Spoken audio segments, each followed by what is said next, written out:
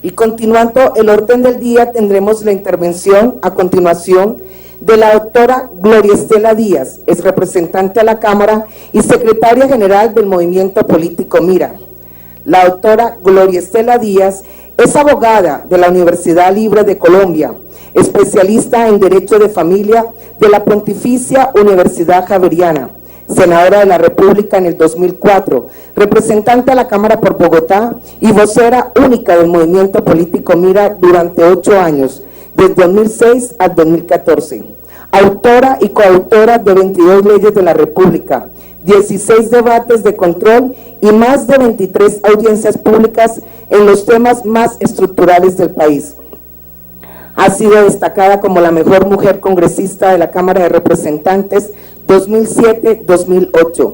Fue destacada por el estudio de líderes de opinión de la firma Cifras y Conceptos como una de las 15 mejores congresistas del 2013 a 2014. Hoy, candidata al Consejo de Bogotá como cabeza de la lista del Movimiento Político Mira. Recibamos a la doctora Gloria Estela Díaz.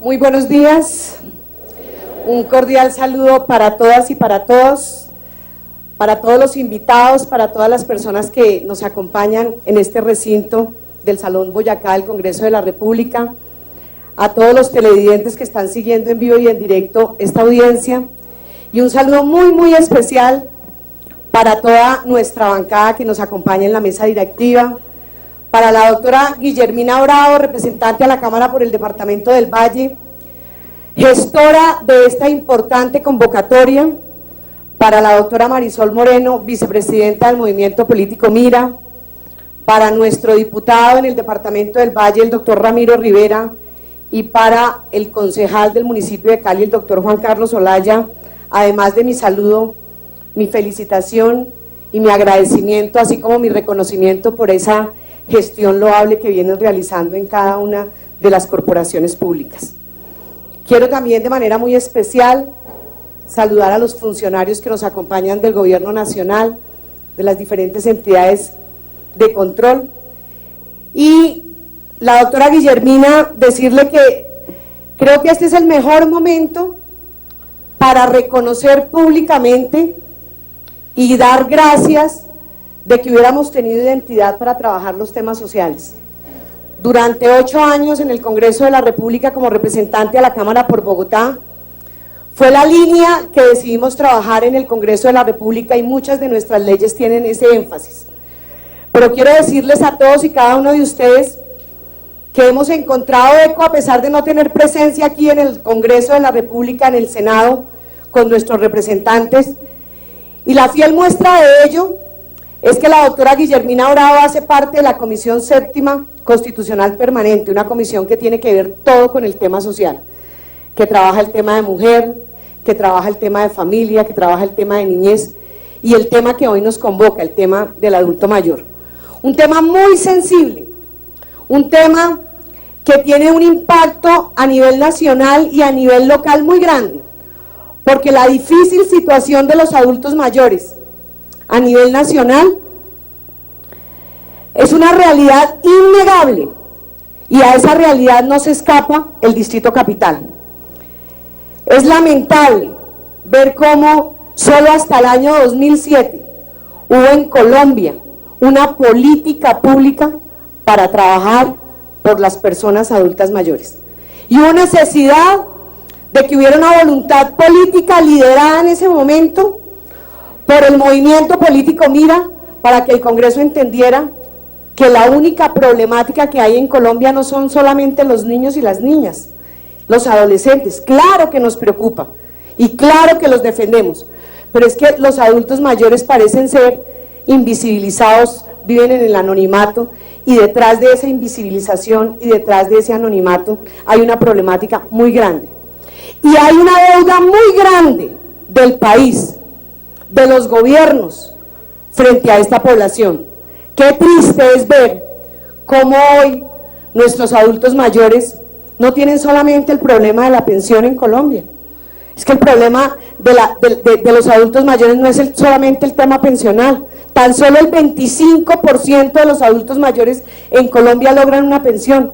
Y el resto de personas adultas mayores, que son alrededor de 4.700.000 de los 45 millones de colombianos, y los que día a día van convirtiéndose en personas adultas mayores. En solo Bogotá, cada día, 108 personas cumplen los 60 años y empiezan a ser parte de la población adulta mayor.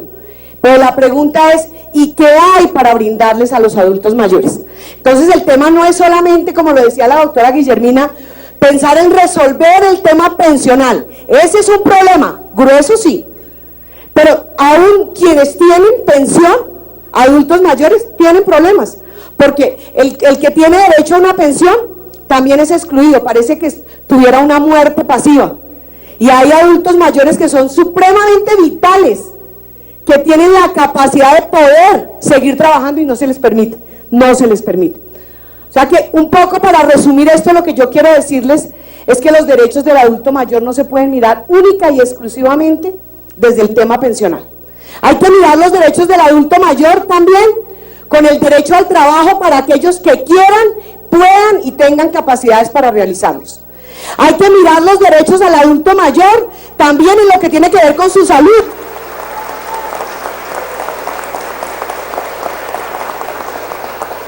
Hay que mirar los derechos del adulto mayor en lo que tiene que ver con la vivienda, con una vivienda digna, con derecho a actividades recreacionales. Hay que mirar la integralidad, no se puede mirar los problemas y los derechos de los adultos mayores de forma sesgada. Y por eso, qué bueno, escuché una frase que usted dijo, doctora Guillermina, y que es fundamental. Hay que escuchar a la población adulta mayor, porque ese ha sido el problema, que no se ha escuchado a la población adulta mayor. Y por eso se ha desconocido que la experiencia de los adultos mayores no solo cuenta, sino que es fundamental para el desarrollo del país y para el desarrollo de una sociedad. Yo quiero, de una manera muy breve, contarles a ustedes algunas cifras que son dramáticas en el caso del Distrito Capital. Porque, según el Instituto de Envejecimiento de la Universidad Javeriana, en Bogotá se envejece 6 veces más rápido que en el promedio nacional.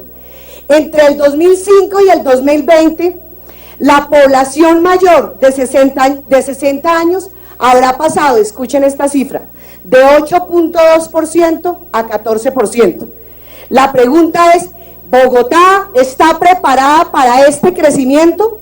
¿Cómo vamos a enfrentar el reto de tener cada día una población adulta mayor para darle calidad y dignidad de vida?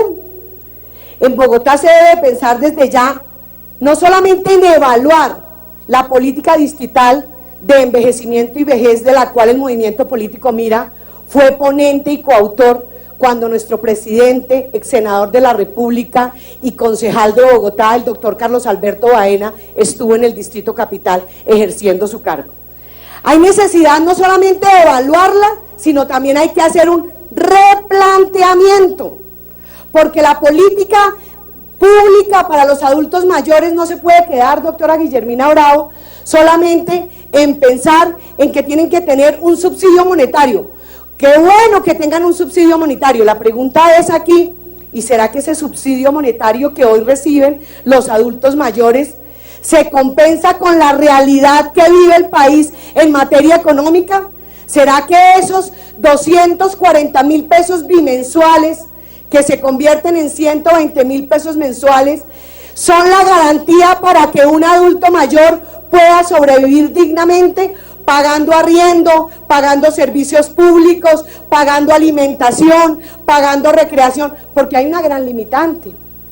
Es que, por ejemplo, en el caso de Bogotá, los adultos mayores que reciben el subsidio monetario no tienen derecho a recibir, o no tenían derecho, porque el programa de adulto mayor de comedores comunitarios para ellos se acabó, y cuando existía, quien recibía el subsidio monetario no tenía derecho a recibir el comedor comunitario, porque una cosa excluye la otra.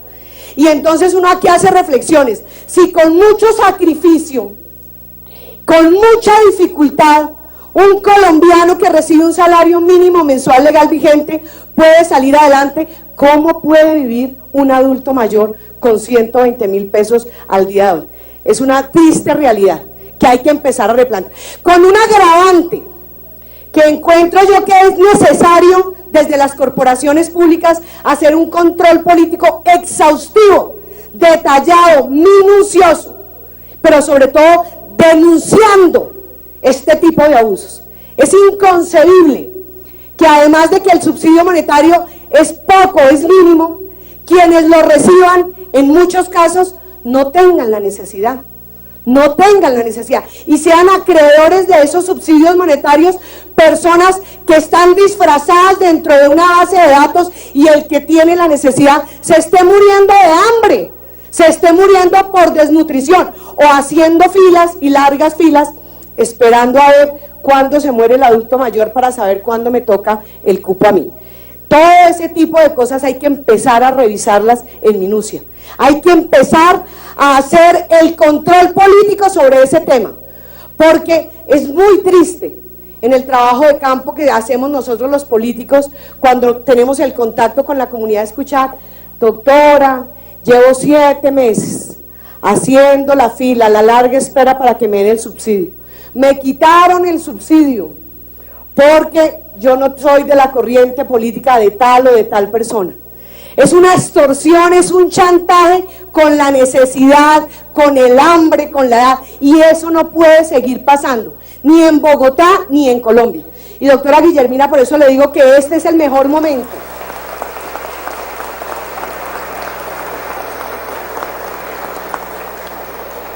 Que este es el mejor momento porque estamos con una esperanza, la esperanza que hace 2 días nos anunciaron que se abrió el camino para empezar la búsqueda de la paz. Y digo que es la búsqueda, porque la firma del Pacto de La Habana hasta ahora es el inicio de un largo camino que se tiene que recorrer.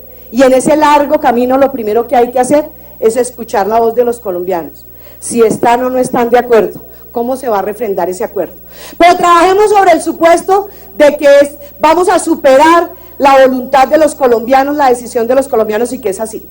El primer paso para lograr en la búsqueda de la paz ese objetivo es garantizar condiciones de vida digna. Y a los primeros que debemos garantizarles condiciones de vida digna es a los que le dieron todo al país, todo a sus familias, entregaron todo, y pues que hoy se vea retribuido el pago a tantos años de trabajo, de labor, de lucha, de aporte.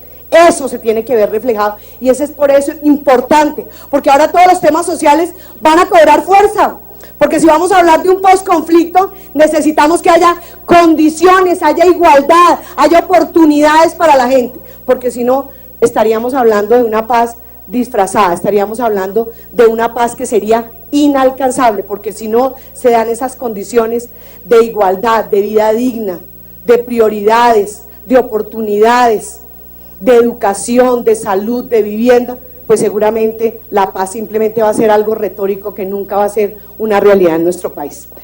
En Bogotá, según el Instituto de Envejecimiento de la Universidad Externada, les quiero decir que en materia laboral encontró que tan solo el 25% de los adultos mayores goza de una pensión. El 47% tiene ingresos propios, laborales y no laborales, pero que no alcanzan a ayudar a superar la línea de pobreza, y que un 22% vive en hogares muy pobres. Muchos adultos mayores hoy siguen trabajando, buscan de alguna manera mantenerse económicamente porque no tienen cómo hacerlo, aportan al hogar y deben buscar recursos de supervivencia, porque no todos reciben el subsidio monetario que da el Distrito Capital. Déjenme contarles que en Bogotá hay 777.000 personas censadas adultas mayores, y de esos 777.000 solamente reciben subsidio 62.000.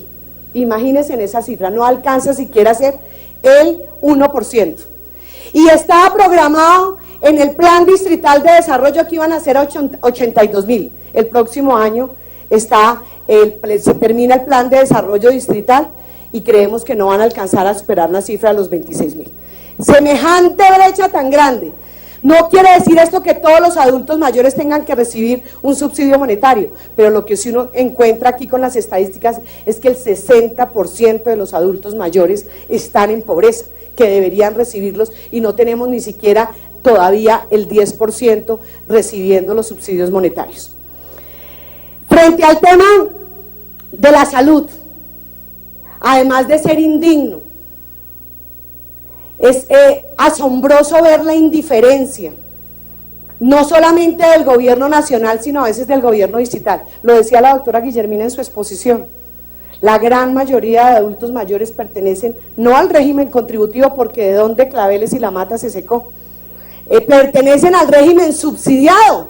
Y el gran problema de pertenecer usted, doctor Rivera, Ramiro Rivera, diputado del Valle, que lo he visto tan diligente, apoyándonos en una lucha que nació aquí en el Congreso de la República de la crisis del sistema de salud, sabe lo que significa para el que está en el régimen contributivo. Incluso hoy es tan grave la crisis del sistema de salud que ya no solamente cubre a los del contributivo y a los del subsidiado, aún a los del complementario y los de prepagada.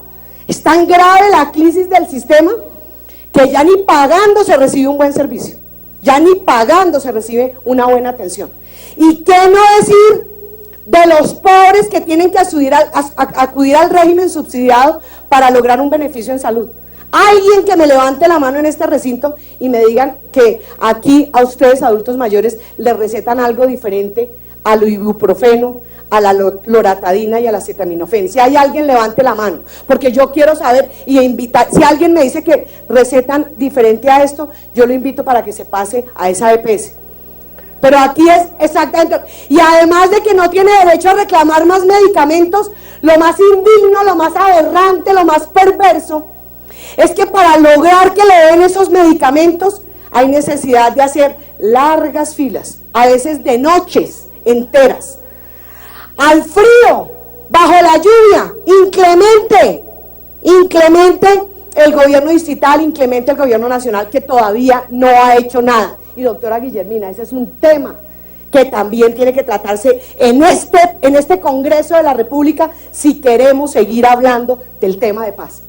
Porque lo hemos dicho y lo seguiré repitiendo, hay más víctimas y muertos por la crisis del sistema de salud en Colombia que víctimas y muertos que el conflicto armado en Colombia. Lo que pasa es que la gente no denuncia, a la gente se le muere el paciente y el familiar, el amigo, y pues simplemente ¿qué hacen? Van y lo entierran, pero no lo reportan en una base de datos. Si eso fuera así, duplicaríamos el número de muertos por el conflicto armado en Colombia.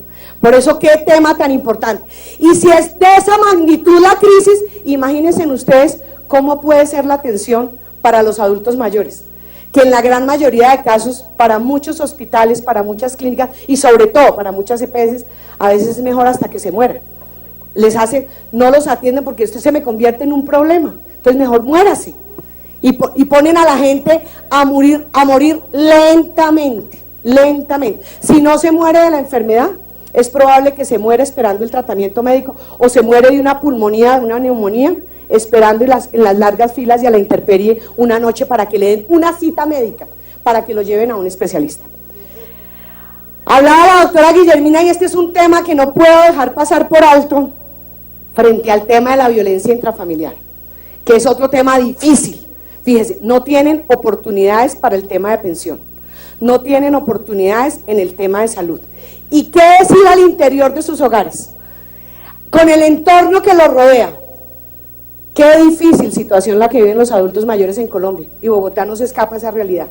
No en vano, esa difícil situación nos obligó, en el caso particular, cuando era representante a la Cámara por Bogotá, perteneciente también a la Comisión Séptima, a presentar un proyecto de ley. Un proyecto de ley que no contó con la voluntad política en ese momento de los congresistas que hacían parte de este Congreso. Y que tiene que ver nada más ni nada menos con la violencia intrafamiliar que viven los adultos mayores. Porque en Colombia todavía ni siquiera existe eso. una definición de las formas de violencia que hay en contra de las personas mayores. Porque aquí pareciera que todo es violencia intrafamiliar física, pero hay otras formas de violencia que son aún más terribles y que van cobrando fuerza, y así lo muestran las estadísticas. ¿Cómo es posible? Es una sociedad enferma encontrar, por ejemplo, que a una persona mayor la violan, la abusan sexualmente, y en la gran mayoría de casos, como lo decía la doctora Guillermina, son las personas más cercanas. Ella lo planteó a nivel nacional. Dice que la estadística muestra que el 46% de personas maltratadas son por personas cercanas a su familia. En Bogotá el caso es más dramático. El 99% de los maltratadores son los hijos, el 99%. Y por eso digo sociedad enferma, y enferma porque no hemos aprendido a valorar y a respetar a las personas mayores.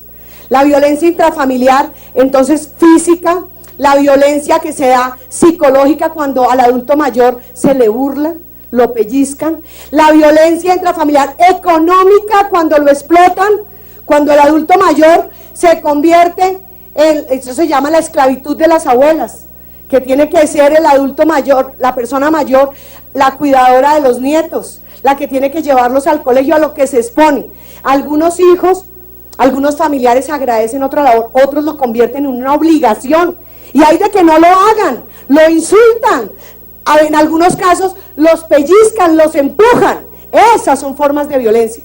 ¿Cómo no hablar de la violencia económica también, que algo dijo la doctora Guillermina, que tiene que ver cuando se aprovechan de la demencia senil de un adulto mayor o una persona mayor y los hacen firmar documentos y los despojan de sus bienes, los dejan en la calle o van y los botan en unos hogares geriátricos, en unos ancianatos, y nunca más los vuelven a ver? Qué triste es escuchar noticias cuando uno ve que están los medios de comunicación diciendo que hay un adulto mayor en una clínica y que nadie se acerca a reclamarlo. Eso pasa. Y esas formas de violencia eran las que nosotros queríamos definir en la ley, pero más allá de definirlas, es que las autoridades las conozcan, que no las desconozcan, porque ese desconocimiento hace que no se respeten los derechos de los adultos mayores.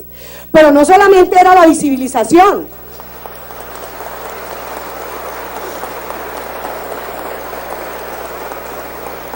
No solamente es la visibilización de las formas de violencia, es también la sanción a esas formas de violencia, porque ¿de qué serviría que el código dijera que es violencia física el golpe, que es violencia sexual la que se conoce, que es violencia económica el que explota? Pero eso ¿de qué serviría si no tiene una sanción, si no tiene una medida que impida que esa clase de actos se cometan? Entonces, lo que estábamos buscando en la iniciativa legislativa es que eso efectivamente tenga una sanción, para que aquellos que tienen por costumbre hacerlo, sepan que la ley los va a castigar, pero también hasta en eso, y en esta justicia tan grave que tenemos, hay impunidad. La ley no salió adelante, y esa es la invitación que yo también hoy quiero decir. Vuelvo a decir, estamos en un momento coyuntural muy grande. Qué bueno que este Congreso de la República volviera a tomar el tema para sacar adelante esta iniciativa, que va a resultar muy importante. Les quiero contar también que aquí no se trata solamente de venir a contar lo que ya todo el mundo conoce y sabe, y como sensibilizar. Qué bueno que esta audiencia pública esté transmitida en vivo y en directo, porque aquí se ha hablado, en este Congreso se habla de todos los temas.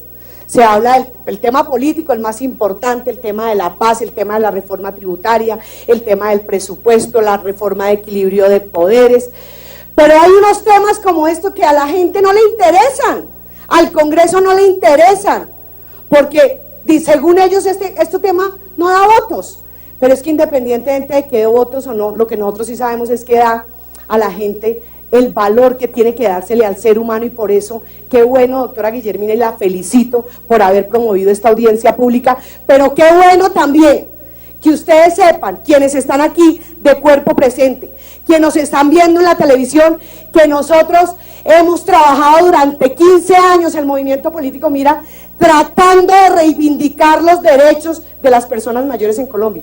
No en vano, les decía, fuimos los autores de la ley del año 2007, que por primera vez estableció en Colombia una política pública nacional para las poblaciones, para las personas mayores. No en vano logramos sacar adelante la ley del habitante de la calle, porque qué tristeza, porque por las condiciones difíciles que viven las personas mayores en Bogotá y a nivel nacional, terminan ¿en dónde? En la indigencia, siendo habitantes de la calle. El porcentaje es altísimo, y esa ley debe servir para algo, pero infortunadamente, como no da votos, a veces las leyes se quedan ahí, siendo un saludo a la bandera, y no se reglamentan, y no se operativizan, y no se ejecutan. Y yo quiero terminar mi intervención y agradeciendo la gentileza en el tiempo que me han dado, contarles que es tanto nuestro interés en trabajar por las personas mayores a nivel nacional y a nivel local ahora, desde este nuevo reto que tenemos para llegar al Consejo de Bogotá, que ya tenemos hechos ciertos y reales. A partir del 1 de enero del año 2016, en el Distrito Capital, cambia la administración. Va a haber un nuevo alcalde de Bogotá, porque los bogotanos van a elegir un nuevo alcalde de la ciudad. Va a haber un nuevo consejo y van a haber unas nuevas juntas administradoras locales. Y bajo ese contexto y de cara a lo que estamos viendo y a lo que puede pasar, el movimiento político Mira, por primera vez después de 15 años, decidió apoyar a un candidato diferente al movimiento político Mira para la alcaldía de Bogotá. Mira va a tener sus candidatos propios para el Consejo de Bogotá y para la Junta Administradora Local. Y a nivel nacional también hemos decidido apoyar a otros candidatos a alcaldías y gobernaciones. Pero el fin de estos apoyos no es otro y más que lograr el beneficio de muchas comunidades, de muchas poblaciones, en temas en que a veces no hay la visibilización que se quisiera porque no dan votos. En el caso de las personas mayores, déjenme contarles que ya el movimiento Mira suscribió un acuerdo programático con un candidato que esperamos y confiamos va a ser el alcalde de Bogotá, el doctor Rafael Pardo. Y con él hubo un acuerdo programático que está en el papel y ya está incluido en el programa de gobierno. Y si el doctor Rafael Pardo llega a ser el alcalde de Bogotá, quiero que ustedes sepan que fue por iniciativa del movimiento político Mira, que le pedimos que reabriera el programa de comedores comunitarios que hace 12 años había sido cerrado en el Distrito Capital, y él aceptó. Él aceptó. Pero no nos conformamos con eso, no nos conformamos con eso, porque lo que le dijimos a él, queremos que se reabra en el Distrito Capital el programa de comedores comunitarios, sí, lo necesita, pero también queremos que ya no haya exclusión, que el adulto mayor que hoy está recibiendo el subsidio monetario tenga también el derecho a recibir el comedor comunitario, y así quedó establecido en el programa de gobierno. Pero no nos quedamos en eso, también le propusimos que las mujeres mayores de 60 años que tienen bajo su cargo el cuidado, la protección de niños y que no tienen capacidad de pago, sean incluidas dentro del programa de los subsidios monetarios y dentro del programa de los comedores comunitarios. Y esto también sí que toma relevancia en este momento, porque muchas mujeres mayores de 60 años, ¿dónde les dan empleo? Si es que en Colombia a los 40 años usted ya está muerto laboralmente, calculen a una persona de 60 años, pero muchas mujeres mayores de 60 años en el Distrito Capital, por ser Bogotá una ciudad receptora de víctimas del conflicto armado, hoy están asumiendo el cuidado, la custodia, la protección de sus nietos, porque los padres de esos niños fueron muertos en el conflicto, en la guerra que vive nuestro país. Entonces, por eso esta solicitud. Y quiero también que ustedes sepan que como una propuesta del movimiento político Mira, que quedó en el acuerdo programático, para una problemática muy sentida que estamos viviendo en este momento en el Distrito Capital, el hacinamiento, el problema dramático que se vive en el transporte masivo. Aquí creo que es un tema de todos los días, de denuncias, de la forma como se cometen abusos, atropellos, no solamente contra las mujeres, sino también contra las personas mayores y la población en condición de discapacidad. Es el pan de cada día las denuncias, los abusos, los manoseos, contra los adultos mayores no hay respeto. ¿Y qué no hablar y qué no decir de las horas pico? Las horas pico son dramáticas, me imagino. Nos tocó, creo que para ustedes, no sé, venirse a esta hora es un traumatismo, es un drama. En el Transmilenio no respetan ni sexo, ni edad, ni estado. Qué triste ver que si a una mujer embarazada la tumban por subirse al Transmilenio, la tumban y pasan por encima de ella y por encima del bebé. No les interesa. ¿Cuánto nomás a una persona mayor? Es más, es algo sorprendente. Uno ve en los Transmilenios que existen unas sillas azules que para las personas mayores y las personas en condición de discapacidad.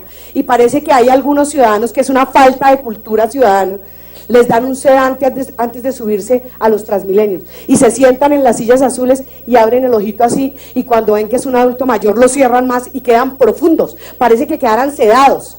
Eso es la costumbre, tristemente, tristemente. Nuestra propuesta es, y así quedó, es que a partir del 1 de enero del año 2016, en Bogotá, en todas las estaciones de Transmilenio y en todos los portales, en todos los horarios, horas pico y horas valle, se van a crear vagones especiales o vehículos especiales para movilizar a las mujeres, a las personas mayores y a las personas en condición de discapacidad, y eso va a ser una realidad. Quiero agradecerles a todos y cada uno de ustedes el esfuerzo que hicieron para venir aquí al Congreso de la República. Pero también quiero, y creo que ese es un compromiso que nosotros podemos establecer, doctora Guillermina, decirles que no es solamente la gratitud para llenar un recinto del Congreso de la República, que ustedes se pueden ir con la tranquilidad de que hay un compromiso institucional del movimiento político, mira, hacia ustedes, de que desde las corporaciones públicas, con los representantes que tenemos, con las curules que alcancemos y con la gente que trabaja lo social en el movimiento, ustedes van a tener una garantía y un sello de calidad. Nos hemos convertido en unos voceros, no solamente de ustedes, sino de muchos colombianos. Pero con ustedes quiero que lo sepan y lo entiendan, hay una afinidad muy grande. Y esa deuda que se tiene de parte de todos los colombianos debe empezarse a pagar. Y mira, ya la empezó a pagar hace 15 años. Por eso los invito para que ustedes, a pesar de la edad, a pesar de los problemas, a pesar de la adversidad, no desfallezcan. Porque queremos trabajar por ustedes y reconocerles y valorarles todo lo que ustedes han hecho por este país, por sus familias. Quiera Dios que algún día se tome real conciencia y valor de lo que representa una persona mayor para una sociedad. Ojalá Colombia tomara el modelo de otros países donde los adultos mayores no solamente tienen la posibilidad de alcanzar una pensión digna, de tener una salud digna, de tener una vivienda digna, sino también de tener el fin de sus días de una manera digna, compartiendo en armonía, en solidaridad con su familia y también con los miembros de la sociedad. Muchas gracias y feliz día para todos.